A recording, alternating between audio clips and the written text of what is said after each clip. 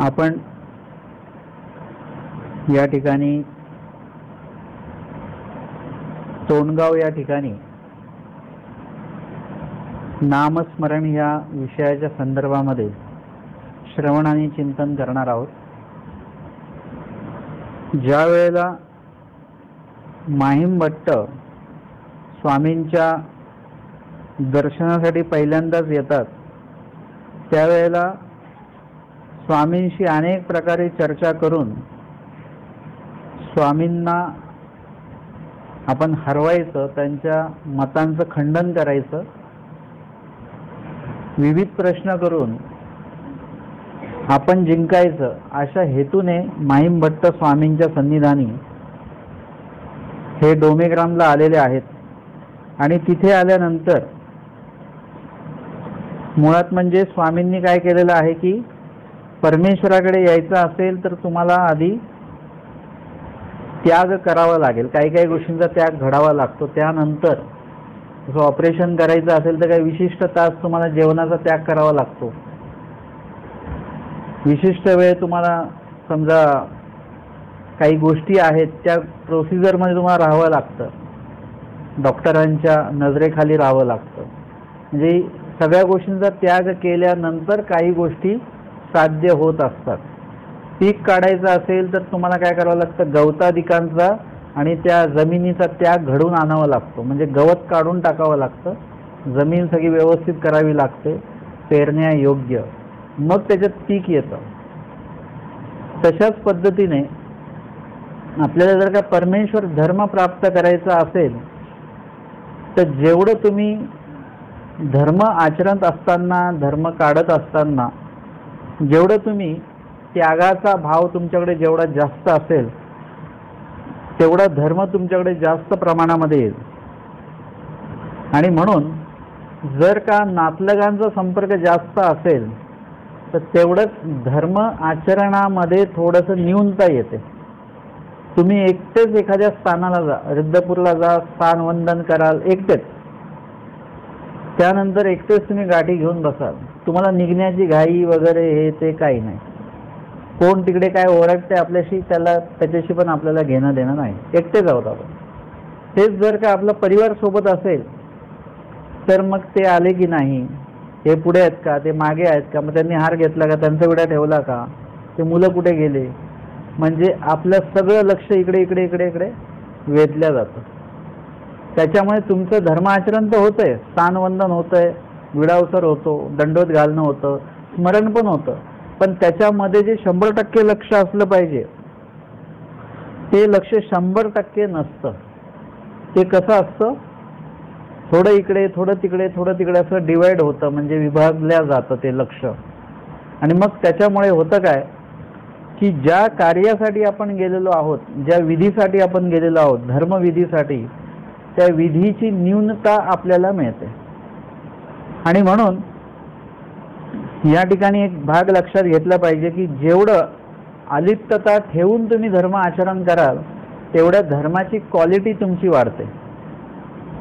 अर्थातच परिवाराला सोडून तर धर्म आचरण करता येत नाही, हे पण तेवढंच आहे, आणि त्यांना पण सवय लागली पाहिजे। आपल्या मुलांना आपण नाही घेऊन जाणार स्थानाला तर कोण घेऊन जाणार। पण मी तुम्हाला त्यातला फरक दाखवला फक्त की तुम्ही एकटे असाल तेव्हा धर्माचरण कसं असतं आणि परिवारासोबत असाल तेव्हा धर्माचरण कसं असतं, याचा फरक फक्त आपण बघितलेला आहे।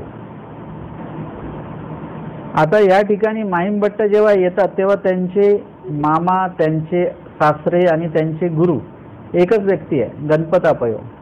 गणपतापय त्यांचे मामा पण आहेत, त्यांची मुलगी त्यांना दिलेली असल्यामुळे ते सासरे पण गणपतापय त्यांचे आहेत, आणि त्यांचं अध्ययन जे आहे ते गणपतापयांच्याच ठिकाणी झालेलं असल्यामुळे ते गणपतापय त्यांचे गुरु सुद्धा आहेत। एकच व्यक्ती पण 3 भूमिकेमध्ये आहे। तर त्याच्यामुळे काय की माहीम भट्ट आता स्वामींकडे येत आहेत, पण येत असताना वेगवेगळे विषय त्यांच्या डोक्यामध्ये आहेत। मग अशा वेळेला माहीम भट्टांचा तोही प्रसव आहे की स्वामींना हरवण्याची वृत्ती ठेवायचा, आणि माहीम भट्टांची ती पण प्रतिकारणता आहे की स्वामींच्या समोर हरण्याची। म्हणजे आपण कुठेही जिंकलो तरी देवाकडे मात्र आपण हरलो पाहिजे. आपल्याला कोणीही हरवत असेल पण देवाने आपल्याला जिंकून घेतलं पाहिजे. म्हणजे आयुष्यामध्ये हा भाग असणं गरजेचं आहे. आणि माहीम भट्टांच्या बाबतीमध्ये ते होणार होतं. दोन्ही गोष्टी आहेत त्यांच्या. म्हणून काय झालेलं आहे की रस्त्याने येतानाच हे त्यांचे जे गणपतापय जे होते सोबत, त्यांचे मामा सासरे गुरु, ते गणपतापय माहीम भट्टांना म्हणतात की भटो तुम्ही काय करा, तुम्ही स्वामींच्या कडे जा, ह्यांच्यासोबत हे भक्त चाललेले आहेत, मला थोडंसं काही गावामध्ये काम आहे त्याच्यामुळे मी ते आटपून मग येईन. आता वास्तविक गणपतापयांनी आधी स्वामींना भेटून नंतर मग काय काम असेल ते करून घेतलं पाहिजे होतं. म्हणजे आधी देवदर्शन झालं पाहिजे, त्याच्यानंतर मग तुमचं काय कार्य असेल ते तुम्ही आटोपलं पाहिजे. पण त्यांनी आधी कशाला महत्त्व दिलं? त्यांच्या कार्याला महत्त्व दिलं, देवदर्शनाला महत्त्व दिलं नाही. परंतु इथे जर का बारकाईने बघितलं तर स्वामींनीच इथे माहीम भट्टांशी जी चर्चा होणार आहे ती ऐकण्यासाठी गणपतापय कुठेच योग्य नाही आहेत. या गणपतापयांनी तो अधिकार जोडलेला नाही आहे की स्वामींच्या सोबत होणारी चर्चा त्यांनी ऐकावी. म्हणजे आपण जेव्हा चर्चा ऐकतो एखादी तर चर्चेला उपस्थित असणं खूप महत्त्वाचं आहे. पण चर्चेला उपस्थित असून आपलं मन इकडे तिकडे भटकत असेल तर मनामध्ये विचार, आपण प्रवचनाला असतो, आपण म्हणतो आम्ही तर होतो प्रवचनाला, होतो पण शरीराने, मनाने नव्हतो. म्हणजे मनाने पण असलं पाहिजे, नुसतंच देहाने नाही. तर हे असं असेल तर काय होतं की तुम्ही मनाने पण आहात, शरीराने पण आहात आणि प्रवचन ऐकून ते आत्मसात पण करत आहात, तर खूपच चांगली गोष्ट आहे. परंतु जर का तसं होत नसेल तर म्हणजे आपण त्या प्रवचनाचा आज अवहेर करतो आहोत. याच्या आधी पण अवहेर म्हणजे त्याचा दुर्लक्ष केलं त्या प्रवचनाकडे, आधी पण केलेलं आहे आणि आजही करतो आहोत. त्याच्यामुळे पुढे आपल्याला ते योग ऐकण्याचा योग येत नाही.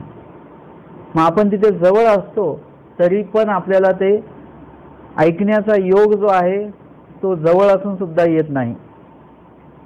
परमेश्वराला विनंती केली, कुठलंही परमेश्वर कार्य आरंभण्याच्या आधी देवाला विनंती केली पाहिजे की ते कार्य आमचं व्यवस्थित होऊ द्या म्हणून. ती पंगत असो, ते स्मरण असो, ते सेवादास्य असो, पदयात्रा असो, अजून कुठलं कार्य असो, ईश्वर पैकीचं ते तुमचं व्यवस्थित झालं पाहिजे. यासाठी देवालाच विनंती करणं महत्त्वाचं आहे. मग आता त्यांची जर का आज पोथी बुडाली 9 दिवस, जवळ असून माहिती नाही, लांबचे लोक येत होते, लांबच्या लोकांना सगळ्यांना कळलं. तर हे काय आहे? प्रवचनाचं किंवा ईश्वरविहित विधींचा अवहेर केल्यामुळे सेवादास्य असेल त्याचा आपण अवहेर केला, मग तो योग येत नाही. कदाचित गणपतापयांनी असं काही केलं असावं की स्वामींच्या मुखातली अशा पद्धतीची चर्चा जे अहंकारयुक्त माहीम भट्टांनी ऐकल्यानंतर त्यांच्यात बदल झाला. ती चर्चा जर का गणपतापयांनी ऐकली असती तर त्यांच्यातही बदल झाला असता. स्वामी त्यांना पण म्हणायचे गणपतापयांना, अनुसरा अनुसरा. तर स्वामी त्यांना म्हणतात की बाबा अनुसरा. ते म्हणतात देवा नाही, मला अनुसरण घेण्याच्या त्या कक्षेमध्ये ते नाही आहेत, मनस्थितीमध्ये नाही आहेत. त्यांना ते कोड झालेलं होतं. ते म्हणतात देवा मला हे नीट करा. स्वामी तर अनुसरा, ते नीट होऊन जाईल. ते म्हणतात नाही, मला याचा उपाय सांगा.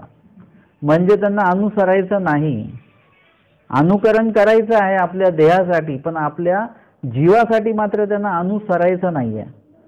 आणि म्हणून हा अवहेर गणपतापय करतात.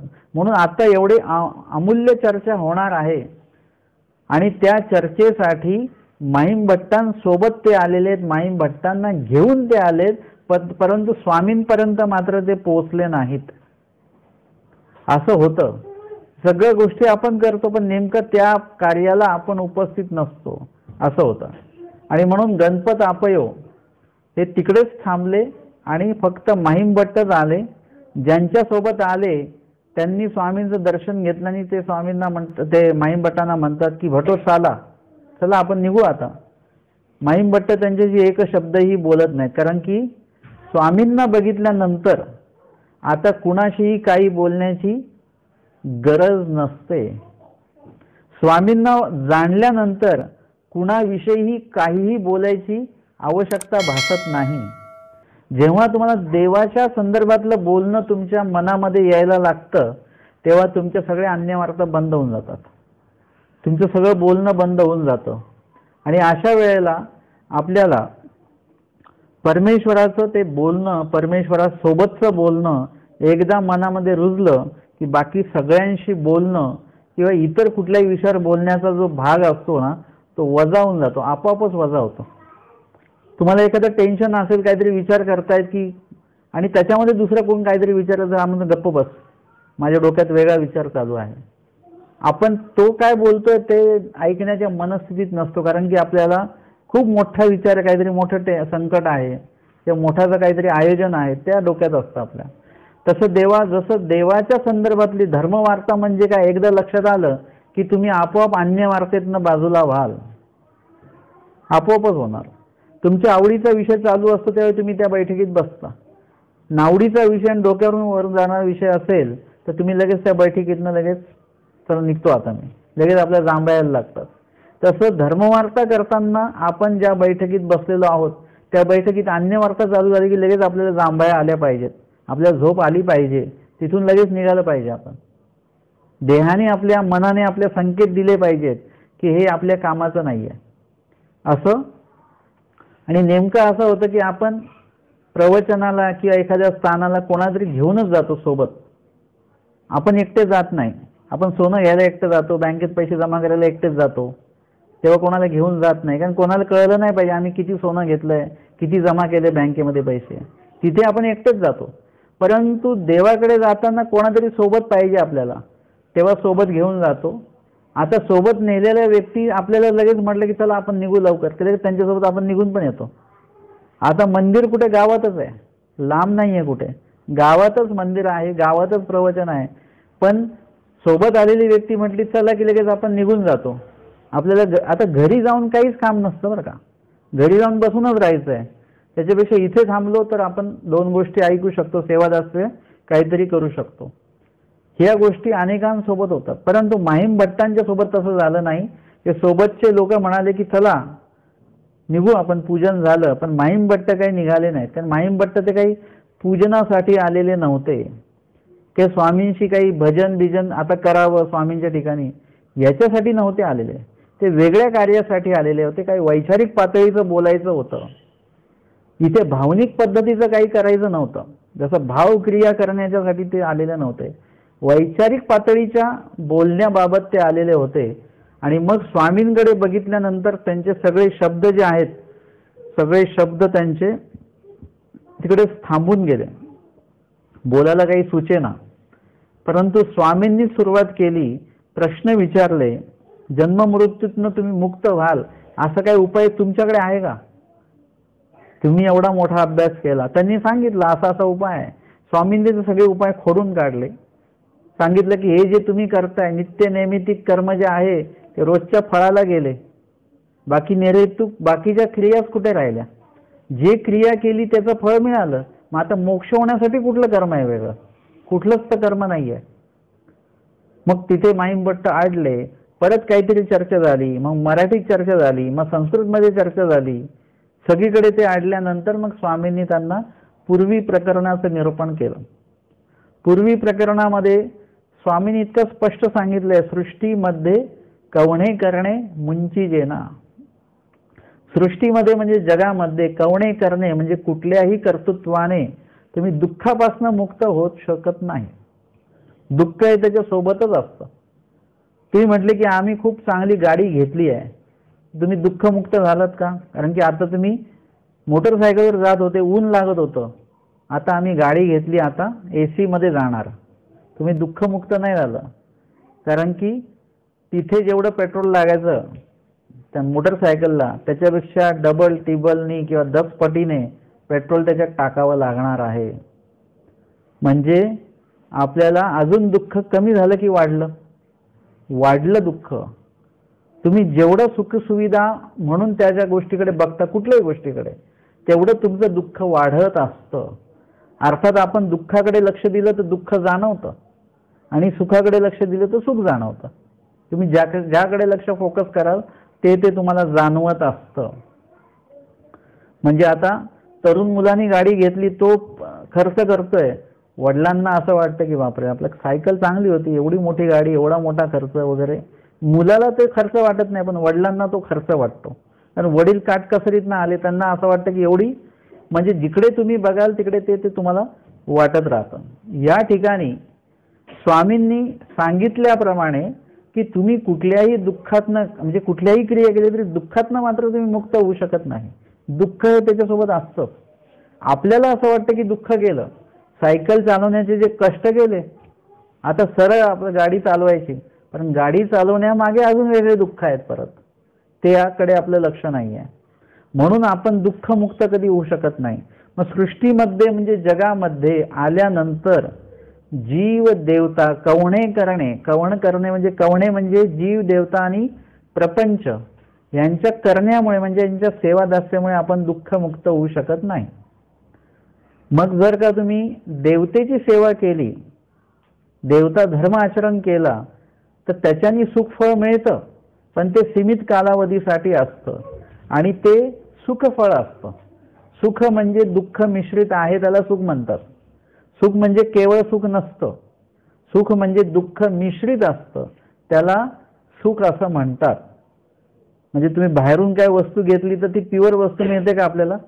ती भेसळयुक्त मिळते. मसाला घेतला त्याच्यात काहीतरी लाल रंग असतो, बेसन घेतलं त्याच्यामध्ये वेगळं पीठ काहीतरी मिक्स केलेलं असतं. बाहेरच्या जेवढ्या वस्तू आहेत त्याच्यामध्ये भेसळ असते. म्हणजे त्याच्यात सुख आणि दुःख दोन्ही आहे, प्युअर आणि मिलावट केलेलं जे आहे ते दोन्ही गोष्टी आहेत. तसं सुख दुःख प्रत्येक क्रियेमध्ये सुख आणि दुःख आहे. तुम्ही उद्यापासून त्याचं अध्ययन करा, चिंतन करा की ही गोष्ट सुखदायक आहे पण ही दुःखदायक पण आहे. डोळ्याचा नंबर का वाढला? सुखदायक असा टीव्ही बघताना डोळ्यांवर ताण आला आणि त्याच्यामुळे डोळ्यांचा नंबर वाढला. टीव्ही बघण्याचं सुख घेता घेता डोळ्यांचा नंबर वाढला, आलं की दुःख त्याच्यामध्ये इन्क्लूड आहे, सोबत आहे. म्हणून या ठिकाणी आपल्याला या गोष्टींकडे लक्ष देता आलं पाहिजे की तुम्ही कितीही देवतेंचं कितीही भजन पूजन काही करा, त्याच्यामध्ये सीमित एक सुख मिळतं, सीमित वेळेसाठी ते मिळतं आणि ते सुख दुःख मिश्रित आहे, म्हणजे त्याच्यामध्ये दुःख पण आहे. तुम्ही बघितलं असेल मालिकांमध्ये वगैरे, ते कधीही दैत्यांच्या धाडी आल्या की कोणाचं सिंहासन हलतं? ते इंद्र देवतेचं सिंहासन नेहमीच हलत असतं. मग ती देवता आहे वगैरे, मग त्यांचं सिंहासन का हलतं? त्यांना ते दुःख काय आहे? त्याचं एकदम व्यवस्थित पाहिजे की आता आम्हाला काही हरकत नाही, पण ते दुःख मिश्रित सुख आहे ते त्या ठिकाणी. आणि म्हणून देवतेंचं कितीही सेवादास्य केली तरी आपण दुःख मुक्त होऊ शकत नाही. प्रपंचाचं जर का सेवादास्य केलं, प्रपंच म्हणजे आपण खूप मोठा बंगला बांधून टाकला, खूप मोठ्या गाड्या घेतल्या, खूप मोठी प्रॉपर्टी जमवली, म्हणजे दुःखमुक्त झालो का आपण? दुःखमुक्त होत नाही. ते दुःख त्याच्यामध्ये सोबतच असतं, ते कधीही आपल्यापासून लांब जात नाही. आपल्याला असं वाटतं की आपण दुःखमुक्त झालो, पण जेवढं तुम्ही व्याप वाढवता तेवढं तुमचं दुःख वाढत वाढत वाढत वाढत जातं. अशी काही उदाहरणं बघितली की आमच्या लक्षात येतं की लोक कुठेच सुखी नाही आहेत. किती जेवढं ते चांगलं होतंय तर त्याच्यामध्ये सुद्धा दुःख कुठेतरी त्याच्यामध्ये असतं. ते लहान मुलांना काही कळत नाही, ते आपल्या आपल्या आनंदात असतात. त्यांना ऊन किती वाढलंय, टेम्परेचर किती वाढणार आहे पुढच्या महिन्यात, ह्याच्याशी त्यांना काही घेणं देणं नाहीये. ह्याचं टेन्शन कर्त्या माणसाला असतं. मग तो पुरुष असेल, बाहेरचं सगळं सांभाळणारं, स्त्री असेल, घरातलं सगळं सांभाळणार, यांना ते टेन्शन असतं. ते दुःख त्यांनाच माहिती असतं जे जबाबदार व्यक्ती असतात. म्हणजे प्रपंच कितीही व्याप केला, व्याप वाढवला, कितीही पैसा कमवला, तरी दुःख हे त्याच्यासोबत आहेच आहे, नाही अशातला भाग नाही. मग आपण जीवाची सेवा केली, जीवाची सेवा केल्यानंतर सुद्धा तुम्ही दुःखमुक्त होत नाही. मी ते उदाहरण नेहमी देत असतो. एखाद्याला तुम्ही 9 वेळेला जेवण द्या आणि 10व्या वेळेला देऊ नका, तो लगेच बोलून दाखवणार की गेलो तर त्यांनी जेवणाचं विचारलं सुद्धा नाही. तुम्ही जर का म्हटले की आम्ही 9 वेळा जेवण दिलं की तुम्हाला, ते म्हणतील का मग उपकार केले की काय? म्हणजे कुठल्याही बाबतीमध्ये तुम्ही लक्षात घ्या की जीवाचं तुम्ही कितीही काही केलं, पण एखाद्या लग्नपत्रिकेत नाव नाही टाकलं तर आयुष्यभराची दुश्मनी जोडलेली आहे. आधी किती त्यांची नावं टाका कुठेही, फक्त तेवढ्या एका कागदावर नाव नाही आलं तर सगळं बिघडून जातं. म्हणजे जीव देवता आणि प्रपंच यांचं कितीही सेवादास्य करा, त्याच्यातनं तुम्ही दुःखमुक्त होऊ शकत नाही. किती चांगलं घर बांधलं आपण, झोपडी बांधली तर वादळात जाईल, चांगलं घर बांधलं ते भूकंपात जाईल, अजून चांगलं सगळं व्यवस्थित केलं तर एखादा पूर आला की त्याच्यात काहीतरी होऊन जातं. म्हणजे कुठलीही गोष्ट शाश्वत नाही आहे. कधीही काहीही संपू शकतं, कधी काही नष्ट होऊ शकतं, आपल्याला कळत सुद्धा नाही त्या गोष्टी. इतकं जीवन अस्थिर आहे, जीवनातली परिस्थिती पण अस्थिर आहे. परंतु ह्या सगळ्या गोष्टी तरीही सोडता येत नाही. जीव सोडता येत नाही आपल्याला, म्हणजे एखाद्या जीवाला सोडता येत नाही, आपल्याला करतच राहावं लागतं त्यांचं सेवादास्य. देवतांना सोडता येत नाही, म्हणजे कर्म जोडलेले, ते कर्म भोगायलाच लागतं. ते प्रत्येकाशी आपले कर्म जोडलेले आहेत. तोच व्यक्ती नेमका तिकडून समोर येतो आणि तो आपल्याशी काहीतरी बोलतो, अजून कर्म जोडल्या जातात. तुम्ही कितीही रस्ते चुकवले तरी तो व्यक्ती बरोबर तुमच्याकडे येणार आणि ते कर्म जे आहे ते भोगवल्या जातात. आणि प्रपंच आहे ते सगळं ह्या गोष्टी कराव्याच लागतात. परंतु स्वामींनी सांगितलं, हे करत असताना सुद्धा एकच गोष्ट लक्षात ठेवा, कवणे करणे मुंची जेणं. म्हणजे तुम्हाला कायमस्वरूपी जर का दुःखातनं मुक्त व्हायचं असेल तर याच्यातनं तुम्ही हे करत असून तुम्ही दुःखमुक्त होऊ शकत नाही. त्यासाठी तुम्हाला अध्यात्माचा जो भाग आहे तो सोबत ठेवावा लागणार. म्हणजे तुम्ही कितीही दिवसभर काहीही करत असाल, काही खात असाल तरी डॉक्टर काय सांगतात, पण सकाळी उठून थोडंसं चालत जा तुम्ही 1-2 किलोमीटर, आणि संध्याकाळी पण थोडं चालत जा. दिवसभर काही करा. डॉक्टर सांगतात काही पण खा, पण ते पचवा. खा काही पण, परंतु ते पचवण्याची पण क्षमता ठेवा.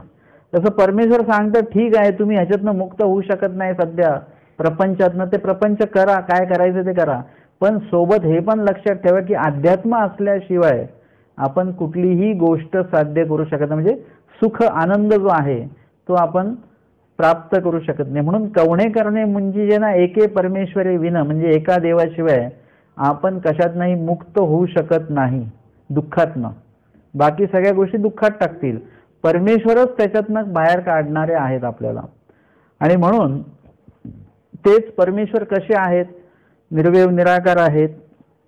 ते सावयव साकार होतात, व्यक्त होतात, मनुष्य देहात अवतार घेतात, आपलं ज्ञान देतात, आणि ते दास्य मोचक. म्हणजे देवाने सांगितल्या पद्धतीने विधी केला तर आपण दुःखापासून आपली मुक्तता होते, असं स्वामींनी सांगितलेलं आहे.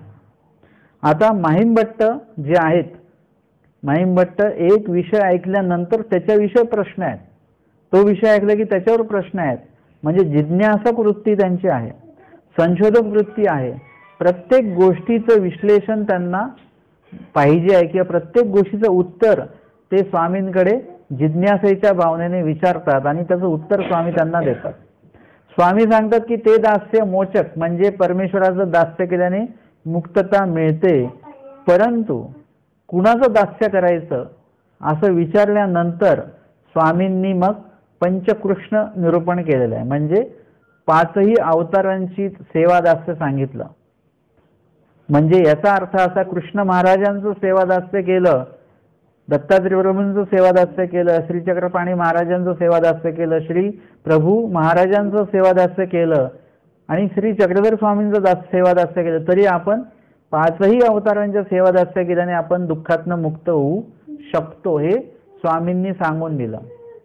परंतु आता 5ही अवतार आहेत का आपल्याजवळ, त्यांचं सेवादास्य तर आपण करू शकत नाही. मग काय करायचं, म्हणून मग पुढे पंचनाम सांगितले. पंचनाम म्हणजे 5ही अवतारांची स्मरणीय नावं, म्हणजे नामस्मरणामध्ये जी नामं घ्यायची आहेत तुम्हाला, ते नामं आमच्या स्वामींनी माहिमभट्टांना पंचकृष्ण सांगितलं दास्य कुणाचं करायचं. परंतु आता जर का असन्निधान स्थित पुरुषांनी नेमकं काय केलं पाहिजे, त्यासाठी पंचनाम हे स्वामींनी भट्टोबासांना सांगितलेले आहेत की 5ही अवतारांच्या नामाचं स्मरण आपल्याला करायचं आहे. त्याला आपण ध्यान साधना म्हणतो, त्याला आपण स्मरणविधी म्हणतो, आणि त्या माध्यमातून आपल्याला काय करायचं आहे, परमेश्वराला आठवायचं आहे. आणि त्यासाठी म्हणून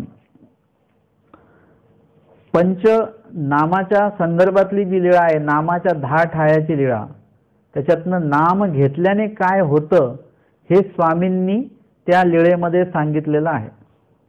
एकदा सकाळची वेळ आहे, आणि भट्टोबा स्वामींना म्हणतात की देवा मग चिंतन विधी निरूपिजोजी, म्हणजे मला चिंतन विधी म्हणजे स्मरण विधी जो आहे तो तुम्ही मला सांगा. मी गोसाव्या ते चिंतीन, म्हणजे मी स्वामींचं चिंतन करेन. माते भजावया पूजावया काहीची नाही. भटोबा सगळं सोडून आलेले होते, काहीच घेऊन नव्हते आले. त्यांच्याकडे जे गाठोडं होतं ते पण त्यांनी आईकडे दिलेलं आणि आई निघून गेलेली होती. ते म्हणाले की माझी काही वाट बघू नका, मी उशिरा येईन, तुम्ही चलत राहा घराच्या दिशेने. ते निघून गेले घरापर्यंत. भटोबास काही पोहोचले नाहीत, कारण की भटोबा स्वामींकडे आले, सगळं सोडून आले, काहीच नव्हतं त्यांच्याकडे. आणि मग अशा वेळेला स्वामींना ते विचार सांगतात की आता माझ्याकडे तुमचं भजन पूजन करावं तर माझ्याकडे द्रव्य नाही आहे, वस्त्र नाही आहे, धातू नाही आहे, माझ्याकडे माझ्या मालकीची फुलं नाही आहेत, म्हणजे पैसेच नाही आहेत, तर विकत फुलं घेण्याचं ते पण नाही आहे. म्हणजे लक्षात घ्या की देवाला अर्पण करण्यासाठी भट्टोबासांकडे वस्तुरूप काहीच नाही आहे. जसं आता आपण विडा वाहताना कुठला श्लोक म्हणतो, नागपत्र कराचे, परंतु ते वाहताना सुद्धा आपण काय म्हणतो, पानं नाही आहेत. आपण श्लोक काय बोलतोय आणि आपण त्याच्यासाठी विडा ठेवताना काय काय वस्तू जमा करतो, याच्यामध्ये खूप मोठा विरोधाभास आहे. म्हणजे एका ठिकाणी मला कोणीतरी ते म्हणजे चहा आम्ही घेतला निरोपणाच्या आधी, तेव्हा मी म्हणजे गोड चहा प्यायचो मी समजा. मग तेव्हा असं झालं की त्यांनी चहा दिला त्या प्रवचनाच्या ह्याच्यामध्ये की आता प्रवचन चालू आहे म्हणून त्यांनी पटकन चहा दिला. तो मी चहा घेतला, सगळ्यांनाच दिला, मी पिला, त्याच्यामध्ये अजिबात साखर नव्हती, एकदम फिक्का चहा. मी तो पिऊन घेतला. मग त्यांच्या घरच्यांनी चहा घेतला, एक घोट पहिला, तेव्हा तो एकदम फिक्का चहा. ते म्हणे अहो साखरच नाही टाकली याच्यामध्ये. मग ते त्या ताई आले, ते म्हणे बाबा साखर नव्हती याच्यात. म्हटलं नाही. मग बाबा सांगायचं ना. म्हटलं तुम्ही ते बोललात ना गोड करून घ्या, आम्ही गोड करून घेतला तो. म्हणजे जे आपण बोलतो त्याच्या साजेसं काहीतरी असणं गरजेचं असतं. आपण एक बोलतो एक आणि त्याचा क्रिया आपली एकदम वेगळीच असते असं नसलं पाहिजे. जेव्हा आपण हा श्लोक म्हणतो नागपत्र कराचे हे नारियळ परिशिर, त्यावेळी वास्तविक नारळाचा, पानाचा आणि सुपारीचा विडा वाहण्याची काही गरज आहे का? काहीच गरज नाही. जिथे बोलाची कडी आणि बोलाचा भात असतो तिथे वास्तविक तांदळाचा भात द्यायची गरज नसते. बरोबर आहे की नाही? फक्त बोलायचं असतं, या आमच्याकडे, या आमच्याकडे, म्हणजे एवढंच असतं फक्त. फक्त जिकडे शाब्दिकच सगळ्या गोष्टी आहेत तिथे प्रत्यक्ष त्या वस्तूंची गरज नसते. तसं जेव्हा तुम्ही शब्दरूप जी प्रार्थना बोलताय त्या प्रार्थनेचं गहनताच आपल्याला अजून कळाली नाही. हे तर मराठीमध्ये, संस्कृतमध्ये पण नाही आहे. ते पत्रम पुष्पम फलम हे तरी संस्कृतमध्ये आहे, पण हे तर मराठीमध्येच आहे की बाबा मी माझं नागपत्र करा, जे हात म्हणजेच माझं पानं आहेत, डोकं म्हणजेच काय आहे, नारियळ परिशिर आहे, प्रतिज्ञा सुपारी, वेगळी सुपारीची गरज नाही, आणि प्रतिज्ञा हीच माझी सुपारी आहे. आणि भाव विडा तुझा, अर्थात भावपूर्वक मी विडा तुम्हाला वाहतोय. हे वाहताना सुद्धा आपल्याला नारळाची गरज पडते, पानाची गरज पडते. पान नसले की आपण अस्वस्थ होतो. म्हणजे आपल्या बोलण्यात आणि प्रत्यक्ष क्रियेमध्ये कितीतरी मोठा भेद आहे. जे आपण बोलतोय त्याच्याशी आपण प्रामाणिक नाही, जे बोलतोय त्याचं गांभीर्य आपल्याला नाही आहे, आणि क्रिया मात्र एकदम वेगळी सुरू आहे. तर अशा पद्धतीने आपल्या त्या क्रियेमध्ये तारतम्य असण्याची गरज आहे. या ठिकाणी भट्टोबासांकडे वाहण्यासाठी काहीच नाही आहे. आमच्याकडे एक बाई आल्या, त्या म्हणाल्या की आज माझ्याकडे सुपारी विकत घेण्यासाठी सुद्धा पैसे नाहीत. रडायला लागल्या त्या. मी त्यांच्याकडे हसून बघितलं, म्हटलं आजचा दिवस खूप चांगला आहे. म्हणजे कसं काय बाबा, माझ्याकडे विडा घेण्यासाठी पण पैसे नाही आहेत, सुपारी घ्यायला पैसे नाही आहेत. म्हटलं आजचा दिवस सगळ्यात चांगला याच्यासाठी आहे की रोज तुम्ही येता आणि 4-5 विडे ठेवून मोकळे होता, आनंद त्याच्यातच मानता, दुसरं काय करायची गरज भासत नाही तुम्हाला. आज तुमच्याकडे सुपारी घ्यायलाही पैसे नाही, आज तुमचं स्मरण जे आहे ते मनापासून होणार आहे. आज तुम्हाला जाणीव आहे की आज माझ्याकडे व्हायलाच काय नाहीये, मग मी करू काय, मग मी देवाचं स्मरण करेन. म्हटलं बसा तिकडे 15 मिनिटांनी स्मरण करा. रोजचं स्मरण आणि आजच्या स्मरणात तुम्हाला फरक कळेल. रोज कसं असतं की आपण त्या गोष्टी दिल्या देवाला, विडा पानं हे ते दिले की आपण निश्चिंत असतो की आम्ही एवढे विडे वाहिले, पण ज्या दिवशी व्हायला काहीच नसतं त्या दिवशी आपण थोडंसं हे असतं की आज मी काहीच मदत करू शकत नाही, ह्याचं दुःख जास्त असतं. रोज कसं असतं, मग आम्ही 2 तास येऊन काम केलं इथे, 2 तास मदत केली त्यांना, हे सांगण्याचा जो अहंकार असतो. आणि ज्या दिवशी तुम्ही काहीच करू शकत नाही त्या दिवशी अहंकार नसतो, तेव्हा विनम्रता असते की आम्ही काहीच मदत नाही करू शकलो तुम्हाला, ही विनम्रता आहे. मग अशा वेळेला स्मरण जे आहे देवाचं ते अजून चांगल्या पद्धतीने होणार आहे. जसं मी ते उदाहरण नेहमी देतो की जो 2 रुपयाचा हार आणतो ना, तो माणूस गपचूप तिकडच्या तिकडे काढून ते वाहून देतो, कारण कोणाला दिसलं नाही पाहिजे माझा 2 रुपयाचाच हार आहे. पण जो 500 रुपयाचा हार आणतो तो 50 लोक जमायची वाट बघतो, आणि त्यांनी 500 रुपयाचा हार आणलेला आहे तो सगळ्यांना दाखवून त्याला व्हायचा आहे. गपचूप व्हायलं तर कोणाला कसं कळेल की हार मी आणलेला आहे म्हणून, लोकांनी मला विचारलं पाहिजे, माझं नाव झालं पाहिजे. म्हणजे या ठिकाणी आपण अशा प्रकारे भजन पूजनाच्या माध्यमातून देवाला प्रसन्न करण्याचा विचार करतो आहोत. पण तिथेच भट्टोबास म्हणतात की माझ्याकडे आपलं भजन पूजन घडावं असं माझ्याकडे काहीच नाही आहे, तर मी आपलं भजन पूजन कसं करू? म्हणून तुम्ही काय करा, मला चिंतन विधी निरूपण करा की जेणेकरून मी देवाचं चिंतन करेल आणि जेणेकरून देवाला मी प्राप्त करेल. परमेश्वराला तुम्ही प्राप्त करायचं असेल तर त्यांचं नामस्मरण करूनच देवाला तुम्ही प्राप्त करू शकता. आणि म्हणून मी नेहमी सांगतो की देवाला प्राप्त करणं जर का जगामध्ये सगळ्यात काही सोपं असेल प्राप्त करणं तर ते देवाला प्राप्त करणं आहे. आज तुम्हाला एखादी शेती घ्यायची असेल तर सगळ्यात कठीण आहे, तेवढा पैसा जमा करावा लागतो. बरं, तुम्ही तेवढा पैसा जमा करून घेतली तरी तुम्ही एवढा पैसा आणला कुठून हे विचारणारे बरेच लोक उभे राहतात, सरकारी लोक. तुम्हाला जर का एखादी वस्तू घ्यायची आहे त्याच्यासाठी तुम्हाला खूप सारे कष्ट करावे लागतात. प्रत्येक गोष्ट मिळवण्यासाठी तुम्हाला कष्ट आहेत. लोकांना खुश ठेवण्यासाठी पण कष्ट लागतात भरपूर. लगेच लोक नाराज होतात छोट्या छोट्या गोष्टीने. मग याच्यामध्ये सगळ्या गोष्टी करण्यासाठी पैसा लागतो, द्रव्य लागतं, पदार्थ लागतात, कपडे लागतात, सगळं द्यावं लागतं. सगळं आयोजन करून मग सगळ्या गोष्टी मिळवता येण्याचा प्रयत्न आपण करतो. पण परमेश्वर जर का मिळवायचे असतील तर तुम्हाला पैसे लागत नाहीत. आपला खूप मोठा गैरसमज आहे की देव प्राप्त करण्याला पैसे लागतात म्हणून. परंतु इथे स्वामींना जेव्हा गदोनायकांनी विचारलं की माझ्याकडे द्रव्य संपत्ती भरपूर आहे, भरपूर पैसे आहेत माझ्याकडे, मला देव होईल का? स्वामींनी स्पष्ट सांगितलं द्रव्य संपत्ती परमेश्वर न पाहिजे. द्रव्याने परमेश्वर भेटत नसतो. आपल्याला उगाच डोक्यामध्ये बसलेलं आहे ते की भरपूर खर्च केला, भरपूर पैसे खर्च केले, भरपूर फळं वाहिली, भरपूर पदार्थ वाहिले की देव भेटतात, असं नसतं कधी. जेवढं तुम्ही भरपूर खर्च करता तेवढा भरपूर अहंकार आपला वाढतो, अहमयुक्त क्रिया होते, उलट ती क्रिया न्यून होते. पण जेवढं तुम्ही परमेश्वराचं नामचिंतन कराल तेवढं तुमची विनम्रतापूर्वक क्रिया होते की मी देवाला काहीच वाहू शकत नाही. मग तो भाव जो असतो स्मरणाचा पूर्ण आपलं जे काही स्मरण आहे ते चांगल्या प्रकारे होत असतं. आणि म्हणून परमेश्वर जे आहेत ते नामस्मरणानेच प्राप्त होतात. ज्याच्याकडे एक दमडी सुद्धा नाहीये खर्च करायला तो सुद्धा परमेश्वराला प्राप्त करू शकतो. दृष्टपर वस्तू घेण्यासाठी तुम्हाला पैसे लागतात, विडा घेण्याला पैसे लागतात, हार घेण्याला पैसे लागतात, फुलं घेण्याला पैसे लागतात, सगळ्या गोष्टीला पैसे लागतात. पण लक्षात घ्या मर्म की देव प्राप्त करण्याला एका दमडीची सुद्धा गरज नाही. सगळ्या गोष्टी आपण ते हे केलेले आहेत, आपण निर्माण केलेले आहेत या गोष्टी. म्हणून स्मरण केल्याने परमेश्वर प्राप्त होतात हे स्वतः परमेश्वर सांगतात. म्हणून असन्निधान स्थित जीवांसाठी नामस्मरण पंचनाम जे सांगितलेले आहेत ते पंचनामाच्या माध्यमातून तुम्ही देवाला प्राप्त करू शकता. यासाठी म्हणून जेव्हा भट्टोबासांनी प्रश्न केला की माते भजावया पूजावया काहीच नाहीये, तर मग अशा वेळेला स्वामींनी त्यांना चिंतन विधी निरूपण केलेला आहे. स्वामींनी त्यांना सांगितलं की सगळ्यात पहिले स्वामींनी सांगितलं परमेश्वर काहीसे न पूजावा भजावा न लगे.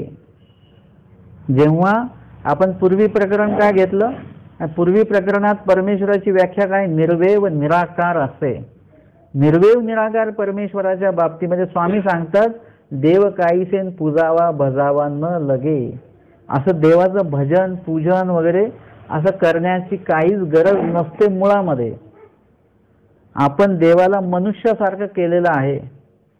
मनुष्याला जसं सगळ्या गोष्टी कराव्या लागतात, त्यांचा मान सन्मान आदर, त्यांना काही वस्तू द्यावी लागते, नाही तर ते नाराज होऊन जातात. त्यांना गंध लावावा लागतो, त्यांना पत्रिका द्यावीच लागते, त्यांना कपडे करावे लागतात, तरच ते खुश होतात. तसं परमेश्वराच्या बाबतीत पण आपल्याला असं वाटतं की जर का आपण देवाला हे दान नाही दिलं तर देव नाराज होतील, देवाला विडा नाही व्हायला तर देव नाराज होतील, देवाला हार नाही व्हायला तर देव नाराज होतील. अशा अनेक भ्रामक कल्पना आपण डोक्यात ठेवलेल्या आहेत. म्हणून असं वाटतं की बापरे, त्यांनी हार आणला आम्ही नाही आणला तर कसं होईल. असं काही होणार नाहीये. देव काहीसेन पूजावा भजावा न लगे स्वतः स्वामींनी त्यांना सांगितलेलं आहे.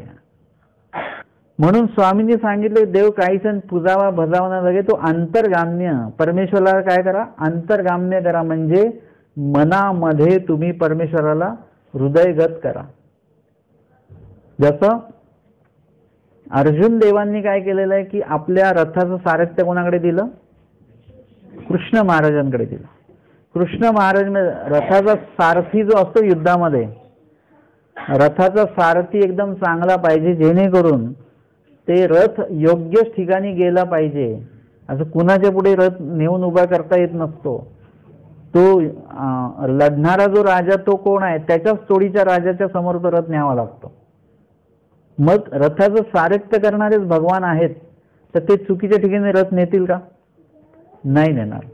ते योग्यच ठिकाणी रथ नेणार आहेत. त्याचा अर्जुन निश्चिंत आहेत, अर्जुन देव.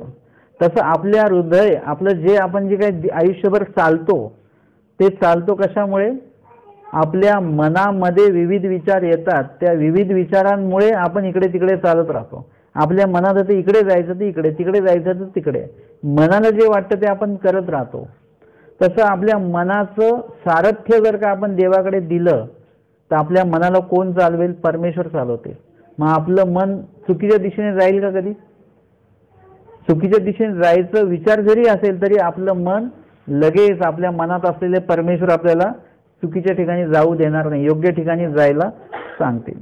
तो हृदय अंतर्गाम्य. म्हणजे अंतर्गाम्य का करायचा परमेश्वर, परमेश्वर अंतर्गाम्य का करायचा, कारण की परमेश्वर तुमच्या अंतरात वसले की त्यानंतर मग तुम्हाला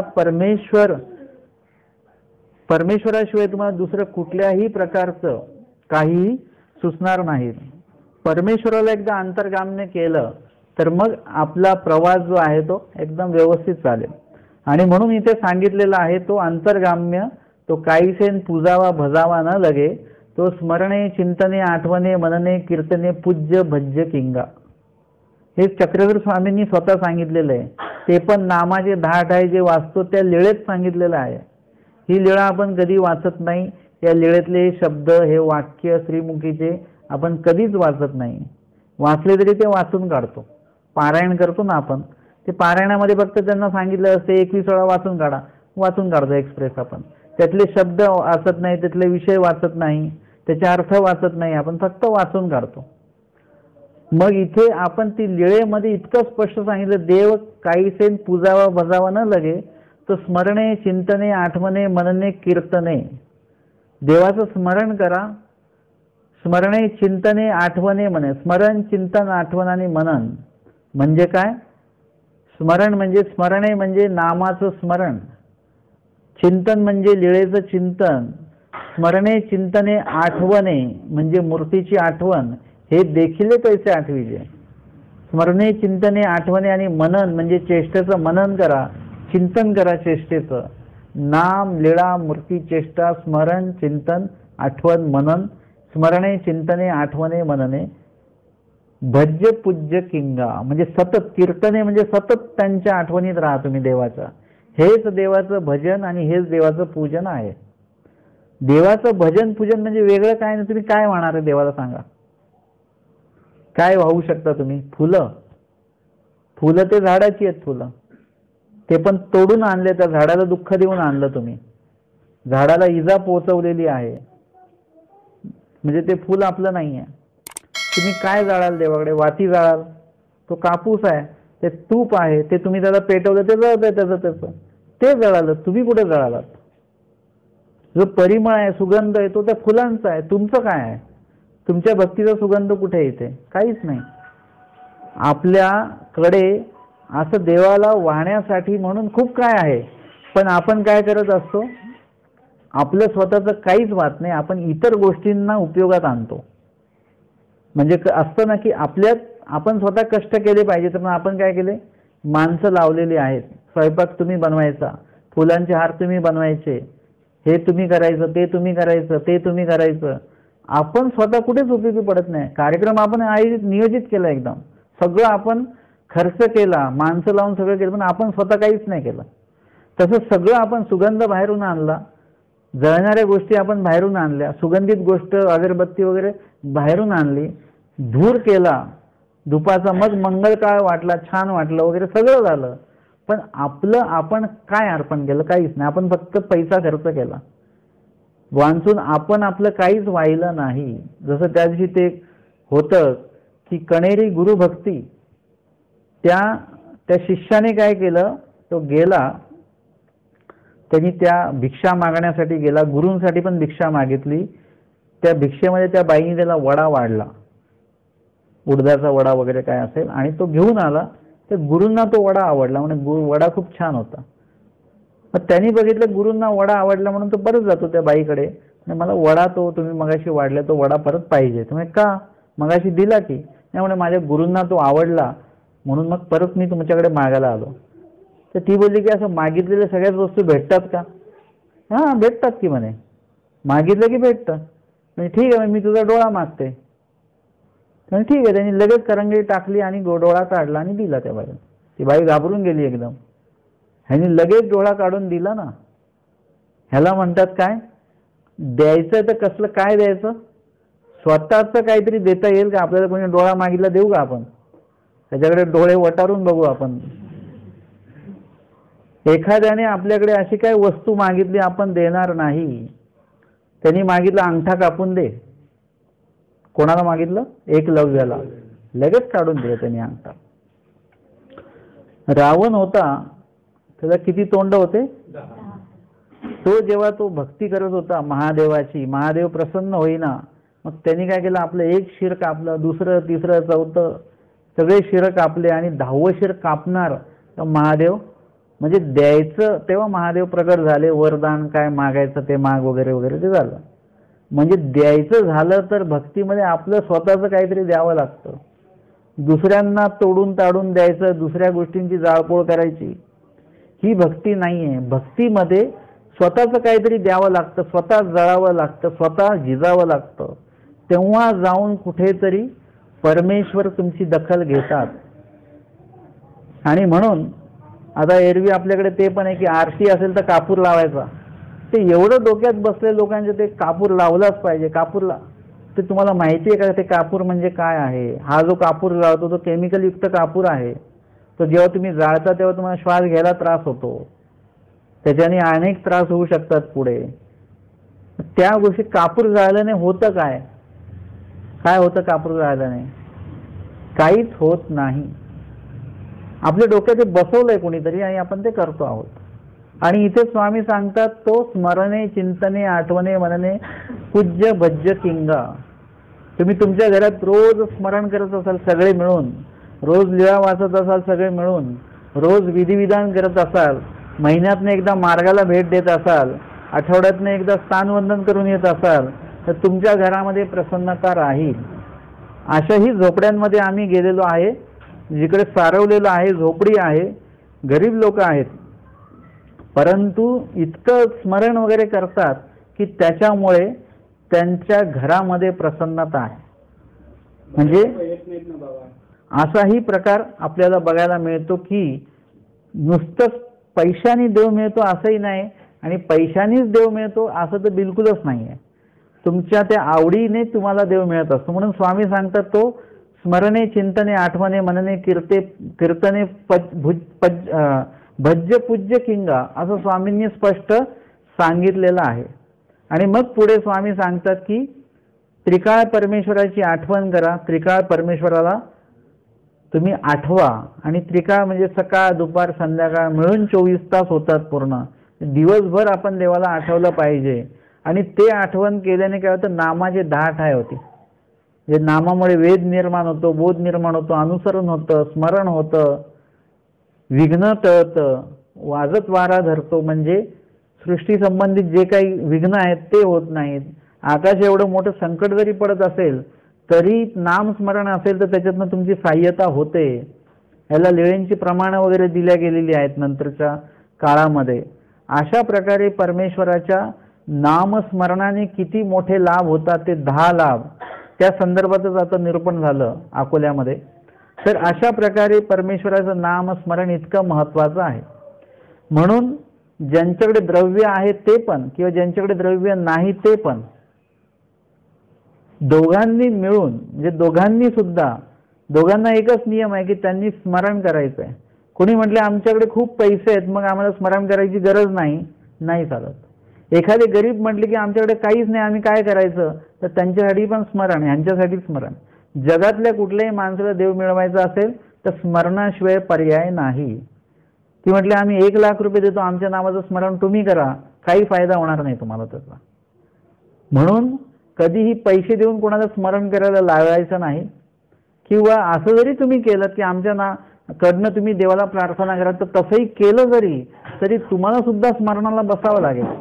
आपल्यातर्फे आपण कोणातरी साधूंना किंवा वासनिकांना सांगावं की तुम्ही माझ्यातर्फे देवाला विनंती करा, प्रार्थना करा, माझ्यासाठी स्मरण करा. पण हे सांगत असताना आपण सुद्धा स्मरणाला बसलो पाहिजे, आपण पण स्मरण केलंच पाहिजे, त्याच्याशिवाय चालणार नाही. म्हणून नामाचे 10 ठाय सांगितले आणि त्यातनं ते स्मरण सांगितलं. हे स्मरण जर का आपण केलं तर परमेश्वर प्राप्त होतात हे सुद्धा देवाने सांगितलेलं आहे. तर आजच्या सत्रात आपण या ठिकाणी थांबूया. सर्वज्ञ श्री चक्रधर स्वामी की जय. श्री कृष्ण महाराज की जय. दत्तात्रेय महाराज की जय. दंडवत हो.